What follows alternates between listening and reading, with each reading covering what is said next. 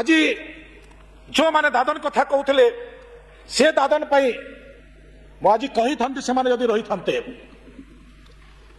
पुणी बलांगीर जिला जातु मोर प्रवासी जिला अच्छी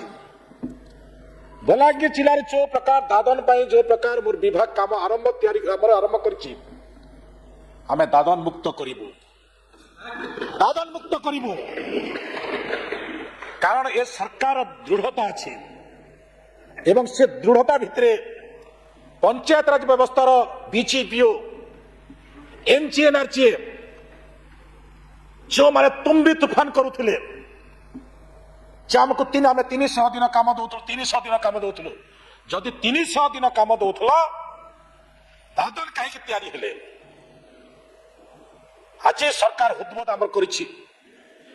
300 दिन कम देवु किंतु दादन मुक्त करूँ दादन मुक्त ओडिशा दादन मुक्त बलांगीर जिला दादन मुक्त 9टी जिला।